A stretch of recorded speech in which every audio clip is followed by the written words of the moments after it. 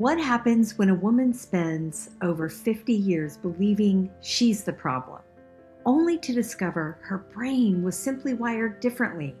Today's conversation, it's about menopause, ADHD, reinvention, masking, identity, and the invisible struggles millions of women silently carry every day. My guest today, Ruth Danoff, wasn't diagnosed with ADHD until later in life. And instead of shrinking after that realization, she built a company designed to help women stop suffering in silence. This episode isn't just about hot flashes or hormones. It's about what happens when women finally stop apologizing for who they are. And honestly, I think a lot of people are going to feel deeply seen by this one. Stay with us.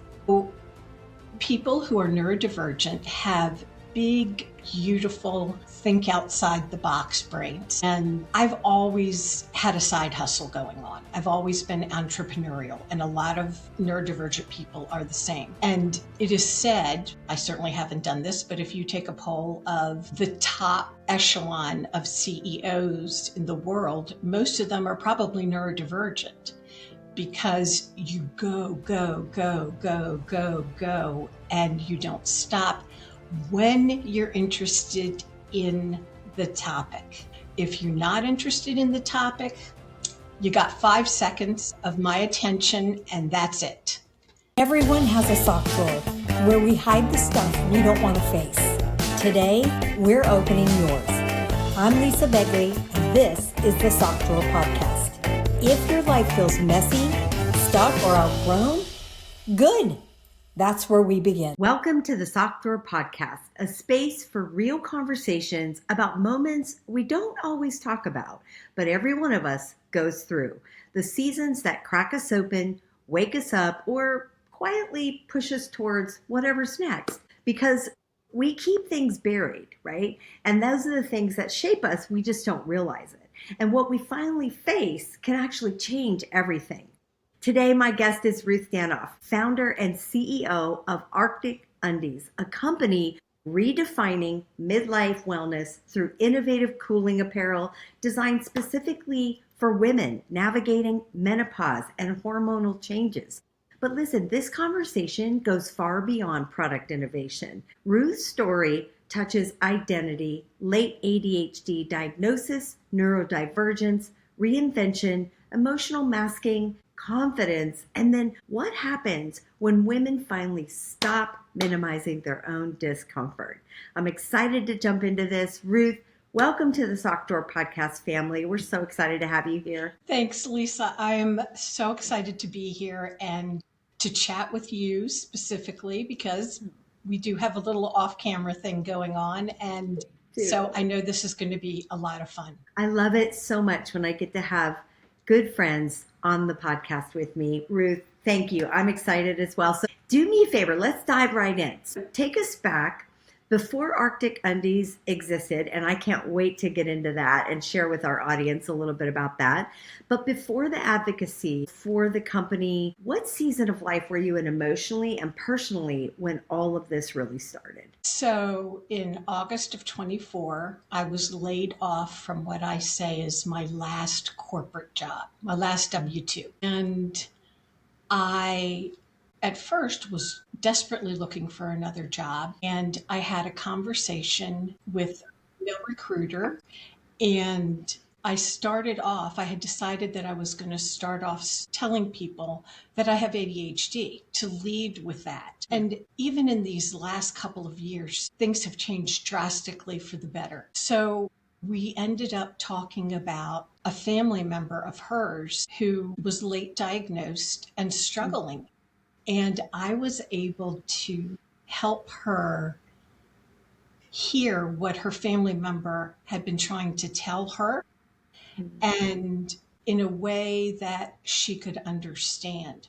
because I'm a disinterested party, right? There's no emotion talking to me. There's no history. There's no background. So she was able to hear it better from me than she was from her family member. And I hung up that call feeling this feeling of almost euphoria, like how much I helped her, and I knew I helped her and how grateful she was. And I thought, oh my gosh, this is my calling. This is what I'm supposed to be doing. So out of that, Not Ruthless was born.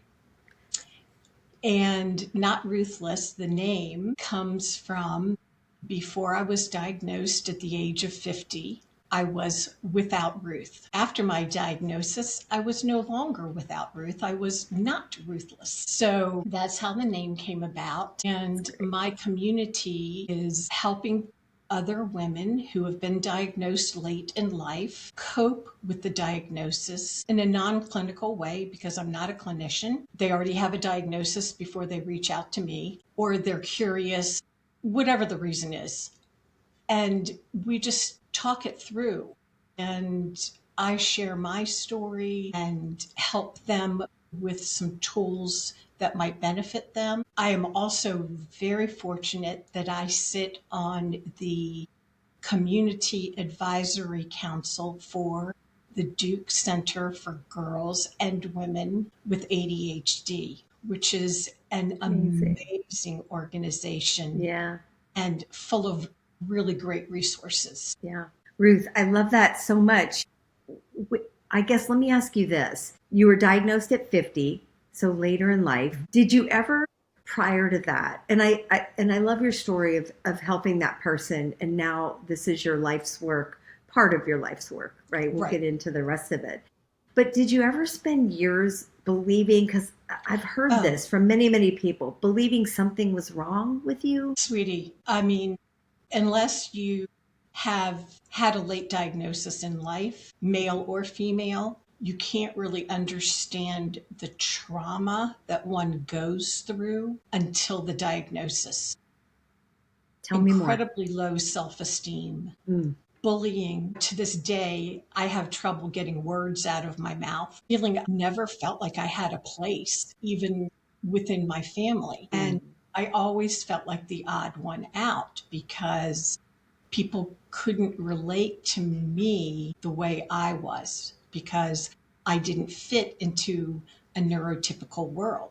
And of course, I didn't know any of this back then. I just swallowed it and internalized it, and became the one who tried to keep everybody happy so that I didn't have to feel the negativity that was coming towards me, or make people laugh, or whatever I could do to not be seen.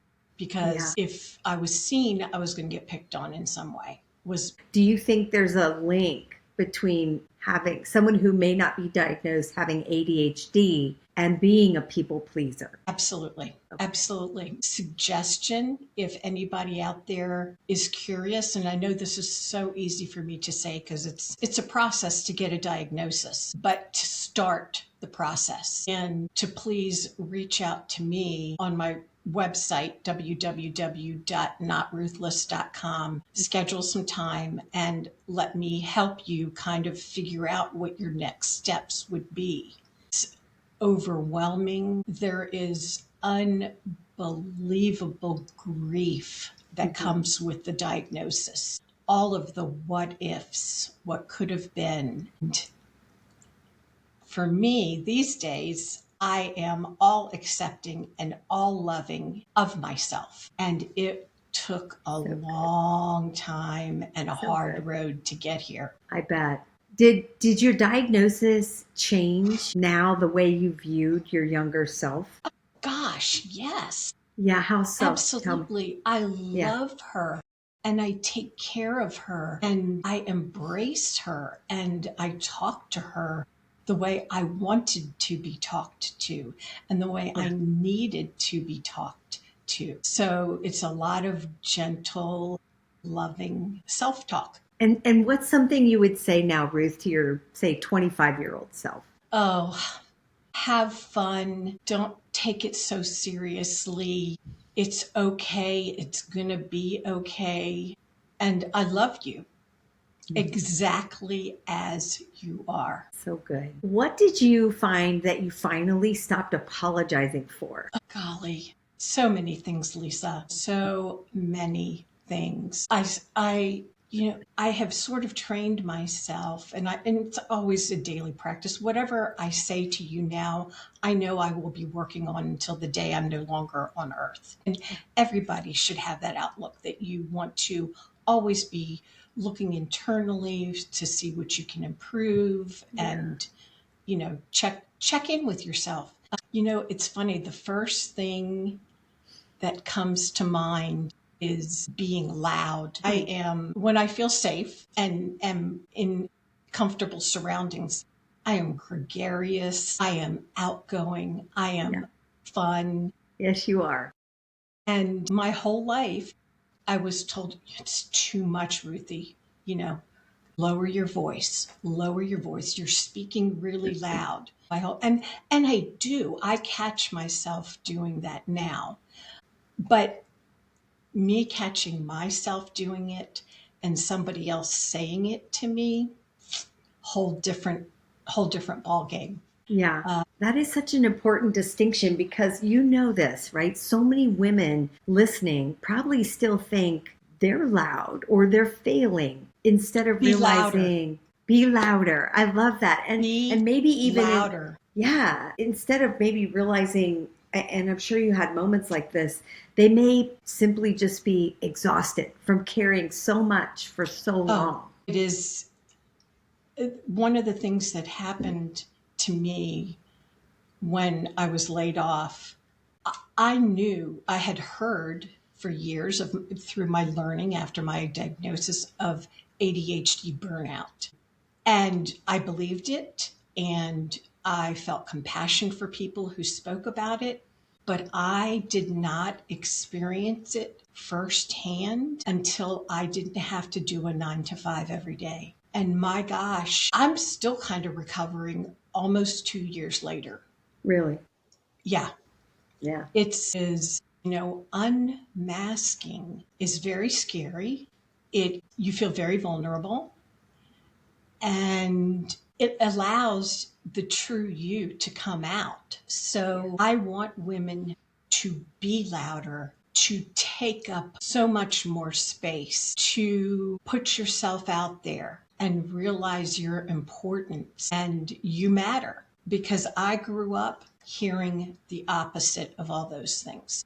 Now, I would love to jump into and transition a little bit how menopause plays into this, right? I think one of the reasons your mission resonates so much with women because menopause is still something many of us still whisper about instead of openly discussing it. So why do you think women, midlife, health, I don't know, has been overlooked for so long? Why is that has been overlooked? Well, because women are just overlooked in general. And yes, that is changing. And I am so happy about that and want to recognize that. But there's still a long way to go. And research, there's so much research that needs to be done about women hormones and menopause. And that too, I think, is starting to happen more. Should have happened years and years and years ago. And that's part of my mission, is to make myself vulnerable and talk about how hot I stay in my whole body. And I'm post-menopause at this point. Yeah. But I still have the symptoms. I mean, I don't have breakout in sweats anymore. And this relates to neurodivergency.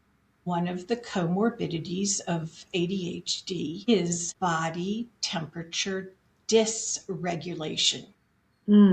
So ever since I was a little girl, I have always been hot-natured. How many times did I get in trouble for turning the thermostat down in the house because I was always so hot?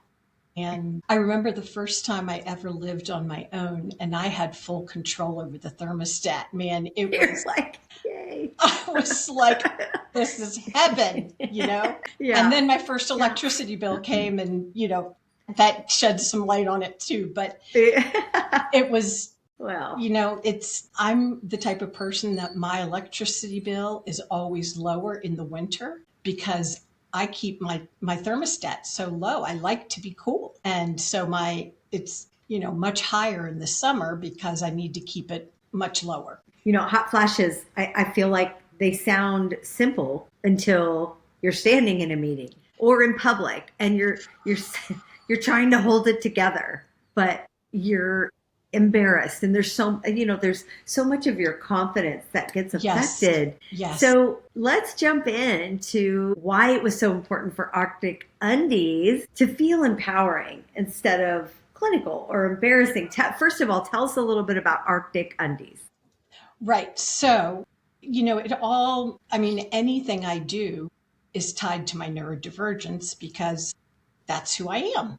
Okay, Ruth, can I ask you a favor? For our listeners, for somebody who may not understand or know what neurodivergence is, can you give us a little insight? Neurodivergence is the scale, the spectrum. So it used to be that there were terms like Asperger's and, well, of course, the R word, which is a horrible word. Right. And all those terms referred to different people when it's all really one spectrum of being wired differently. So autism is on one end, and there are degrees of autism, right. of being autistic. Not a clinician, can't speak to that. And there are degrees of ADHD. So you'll hear the term neurodivergent and ADHD intertwined. And I do that. Sometimes I'll say neurodivergent, sometimes I'll say ADHD. For me, I do not have autism, but anybody with ADHD or neurodivergent is at an end of the spectrum. So I hope that answers your question. Thank you. Yeah, that's helpful. Wow. I just want our listeners to understand. Thank you for asking. Yeah. Absolutely. Okay, diving back into Arctic Undies. Let's talk about it. Okay. So people who are neurodivergent have big, beautiful, think outside the box brains. And I've always had a side hustle going on. I've always been entrepreneurial, and a lot of neurodivergent people are the same. And it is said, I certainly haven't done this, but if you take a poll of the top echelon of CEOs in the world, most of them are probably neurodivergent. Because you go, go, go, go, go, go, and you don't stop when you're interested in the topic. Yeah. If you're not interested in the topic, you got 5 seconds of my attention and that's it. And so I'm going to back up just a second. When I was laid off, I realized that the reason I was dinged in every single job review, yearly review I had, I was dinged for not having enough attention to detail. And that always baffled me because I was so organized and people always came to me for answers. Go ask Ruth, she'll know. But I wasn't interested in the topic or what the company did. It didn't interest me. And somehow I ended up in the sciences for most of my career. And so that light bulb just went off for me a couple of years ago. So you're always learning, things are always popping up. So Arctic Undies, as a woman who is neurodivergent and has body temperature dysregulation, I am always hot down there. And we need to be more comfortable using these terms because it's real. Women have sweaty underwear areas. It's a fact of life. Yeah. And not every woman, but most women, and especially when you get into menopause. Yeah. So, sorry, my mind was going faster than catching I could up. Get the words out. That's how it goes. I got ya. But it's so true. Like, I just want to kind of pause on that for a minute because, again, like we were saying earlier, Ruth, this is something nobody wants to talk about. But let's be honest with ourselves, right? Especially 50 and older or going through menopause or even pre or post menopausal how many times are you either changing out your underwear or you're Oh God. putting powder or Yeah. Oh God. extra, whatever, wiping when you go or whatever it is. Yes. So it's a thing. It's happening and we're not going to be scared to talk about it here. No. And you're the first person. I'm so glad this is coming up with you, Lisa, because I figured out little get arounds for myself to keep, especially now that for the last, 5 years working from home, I am able to do this. Thank goodness. I keep a blow dryer in each bathroom. And I blow dry even after I wipe myself because let's face it, wiping doesn't get everything. And no matter how well you wipe. And that's been a game changer for me, to be honest. There it is, folks. Blow dryer in the bathroom. What mine go-to is? Yeah. My go-to is a bidet. Get a bidet in your bathroom. There you go. That's right. Rinse and dry. Rinse and dry. Yeah. I'm telling you. Yeah. I'm not afraid to say this, people. And neither is Ruth. Neither am I. That's and right. It's funny because I'm working on my promo stuff for Arctic Undies. I realized I have been using at night on my bed kind of this thing. It's not one of the expensive brands. It's just like a swamp cooler with a pad that goes under your mattress or under your mattress pad or your sheet if you want to. Yeah. And so there's water that flows into this thing from your bedside table. There's a container. And it has helped me for years to keep cooler at night. But it's a whole thing. It's a whole thing. And, wearing a pair of Arctic Undies is going to be a lot simpler than having to fill up this water and check the water levels and clean it out once a month and blah, blah, blah, blah, blah. Yeah, so right. You are not just creating a product, Ruth. You're giving women permission to stop pretending they're fine. Yeah, and I love that. So tell us more about it. So there have been all different versions in my journey so far. And it's not, on the market now are all kinds of cooling underwear products. But those are strictly about the material. And the materials are great and they help a lot. But my special sauce is adding an electronic. And that's, I won't say how or whatever, but. No, but people are going to be like, wait, what? Wait, electronics? What? Yeah, what? I'm going to put some electric down there. Wait a minute. That is, let's talk about that for a minute. It's not going to be right in your crotch, but people, listen up. You heard her. It will help your crotch stay cool, there you go. Do we want anything more in life than to go through our day with a cool crotch and not have to worry about it? That's the first time I put those two words together. Cool crotch. We could probably cool crotch. Let's talk about that afterwards. We could probably do something with that. Yeah, I got to do something with that. I love it. I love it. Yeah.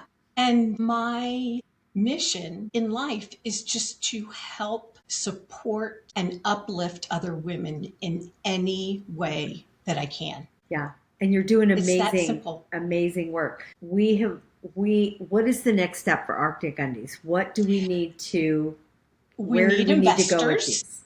Okay. We need investors. And I'm working on that. And I am, someday being a solopreneur is a lot. Some days I feel like I'm just the entire day standing in my living room, spinning like a tornado. Yeah. And some days I get everything done in one day that would have taken another person 2 weeks to do. It's just, when you get your hyper focus, you are good to go. Yeah. So I'm excited because, correct me if I'm wrong, you've got a couple of meetings lined up already and more to come. You heard about that? Yes, I do. Boy, that word got out fast. Yeah. Yes, I do. Yeah. So, and I've also realized recently, in the business piece, because look, as a lot of neurodivergent people do, I jumped into this with zero thought. I mean, that's kind of how I live my life is by the seat of my pants. And you figure it out. You jump in and you figure it out. Yeah. And it has been hard. It has been lonely. There's been grief. There's been joy, lots of joy. But it's a whole mix of things. And I wouldn't change a thing. I am so incredibly proud of myself for getting to where I am today by myself, that there's nothing anybody says at this point is going to bring me down, because Yeah. I know who I am. I know what I can do, and I am doing it. Yeah. Ruth, do you see yourself now as more of an entrepreneur, an advocate, or an educator, or all three? I'd say all three, but advocate is probably at the top, because that's the piece of helping others. Okay. And once Arctic Undies takes off, which I know it's going to, it's It will. all in the universe's time. My timeline means nothing. It's the universe. And the money that comes in, I know is going to be a lot, because I'm going to put it all back out there for people who need it. Don't get me wrong, I'm going to get a new house kind of thing, but Yeah. what I'm most excited about is helping others who are not able, for whatever reason, to help themselves. And I don't want other women to walk the shoes that I've walked in, if I can help it, Yeah. It feels, Ruth, it feels like what you're really building is visibility for women who have spent decades feeling overlooked, Yep. feeling silenced, feeling like they Yes. couldn't speak about certain things, or Yes. this, for example. And the next step is and they're coming, investors. You're going to have to fight them off, I think. But if you want, I'm just going to put this out there in the universe. If you're an investor listening right now, you've got to reach out to Ruth, because this thing is going to go crazy, and It's going to change. Women. It's going to change. I agree. Say it. It's going to change the game. It is going to change the game. For sure. One of the things, when I started talking about being a solopreneur and twirling in the room, I've recently realized that I've seen it in my mind, that I have been complicating things that didn't need to be complicated. How do you mean? Well, tell me more. Not doing things in the right order, because I didn't know. Right. It's just, you figure it out as you go along. And for me, I started looking for investors too soon, because I didn't have the proof that they need to see to give me the money. And I understand that now, but it took me a long time, because of how my mind works, to see that. And somebody that you and I both know with a J said that to me a few weeks ago. I really think you're overcomplicating this. And it took me a few weeks, literally, to understand what he was saying and to pivot, so that I'm not being so hard and demanding on myself, not on others, but on myself. And, there's a lot of spirituality involved in what I do, because that's a big piece of who I am. And I've been through a spiritual awakening through all of this. So the last 2 years has been quite interesting. Quite a journey. In a lot of ways. Quite a journey, but it's all gotten me right here. And so I am so grateful for that. Ruth. And you, I hope I can say this, you are working on a book. I am. Yes. Thank you. I am. Oh my gosh. It's going to be great. Yeah. Oh my gosh. That has been such an emotional roller coaster, because I'm having to dredge up stuff that I thought I'd already worked through, and you see pieces that you still need to work through. So I'm super excited about it, and just sharing my story with other women. And if one woman reads the book and reaches out to me and says, I now feel seen, that's all I can ask for. That's right. That's all I can ask for. I love that so much, Ruth. You know, here on the Sock Drawer podcast, we talk a lot about the moments when you realize, and I think you kind of just alluded to this, you realize something no longer fits anymore. What would you say was your biggest, we call it a drawer moment, right? What was your biggest moment when you realized that's either not who I am? And what did you let go of when you did? Well, I have let go of so much, Mm, but some of the permissions I have given myself through this has been to say no to social events, whether family or friends. I, as I said earlier, if I feel like I'm in a safe place, I'm the life of the party. But I'm really truly an introvert. I need my alone time. I have kind of self isolated for the last 2 years to go through all of this. I'm fine. I'm fine yeah, being by myself. It is A-OK with me. And I so good. need it because my social battery is very small. Yeah. And I learned Yes. that. And I also learned that I don't need to feel bad if after an hour I am overloaded and I say, I love you all, goodbye. I gotta go. Yeah. I Yeah. just gotta go. And my family has gotten used to that. And my dad, may he rest in peace, we kind of wonder if he had ADHD Mm, because he was the king of the Irish goodbye. He would just disappear. He would just disappear. And we were used to it. It was no big deal to us, but I don't disappear. I will let people know that I'm leaving, but yeah. I don't force myself to stay for some kind of norm that is not important to me. Yeah. It's interesting you say that. It brings up a memory that I had. My Aunt Nancy, she used to call them command performances. And she would tell Yes, me, Lisa, you don't have to do this. It's a I command love that. performance. If you I don't love want to that. go, don't go. Say no. Right. But it was still difficult for me to say that. And then It is. you talk about the Irish goodbye. Our oldest son, orange red hair, red beard, we're Irish. And he does that. He will just literally disappear. And I love that Right. you call it that because we've never kind of landed on what we call it. We just say, well, Tyler's out. Yeah.